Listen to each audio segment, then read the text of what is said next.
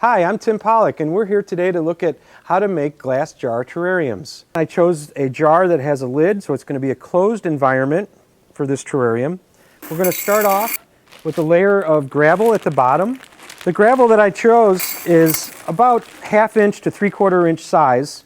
I'm going to place approximately 2 inches or so right at the bottom of this terrarium. Now we're going to use that filter and place it right down on top of that gravel. This is just a hidden component of your terrarium that you don't want to see. So you want to put that right there, just like that.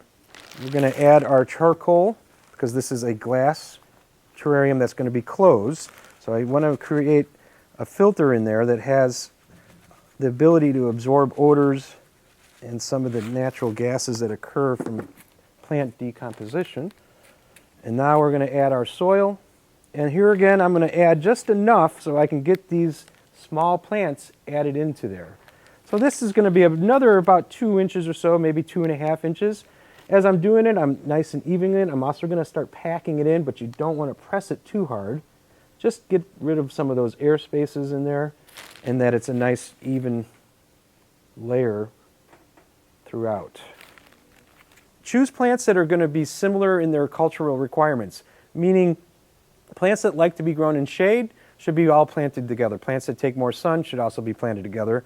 Plants that can be very dry, such as some of the succulents like this cilantro or the sedum, need to be all together so that you're not mixing different plants that like more water or less water all the same.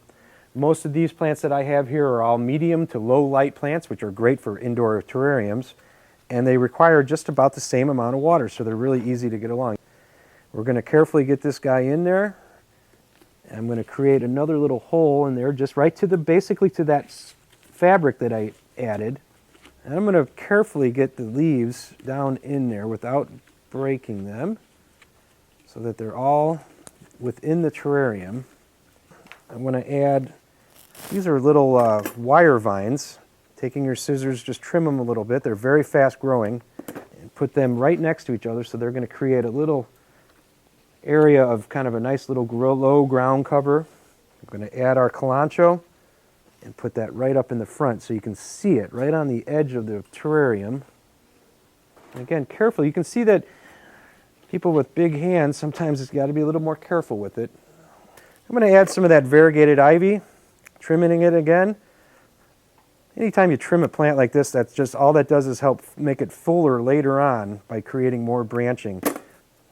I'm adding that in there to the back, and you can see just by adding that we're getting some more color in there. Trim another one, and I'm going to put it right next to each other as well. And I'm leaving an open area right in the front. Come backing in with a nice top dressing of some sort of either small gravel or pebbles, whatever you choose. But I want to cover up as much of the soil as possible. So you can see I'm even like on this wire vine, I'm just putting it right on top. Making sure that it's nice and level. You may see some soil popping up through. There's no problem there. If you really don't want to see it, again, adding a little bit more gravel or your top surface to it, and that's a great way to go. And we can come in with that little bird's nest that I had and put that right up in the front. Another little landscape feature. Maybe a little large boulder. That bird has gathered some moss in its nest, like so. Now, then back to a closed terrarium. You can see that that one plant that I first put in there is a little tall for this, okay? So that would be something that as this plant gets taller, you may need to trim that plant. Right now, it's fine. But simply, you could also come back in and say, oh, I don't know if I like that one, and we could choose another one. And we're just going to change the level of that plant, I think, by adding a little miniature scheffelaria or umbrella plant. Now I got to just fix the top dressing a little bit. Making sure your plants are nice and straight, well planted, no exposed roots.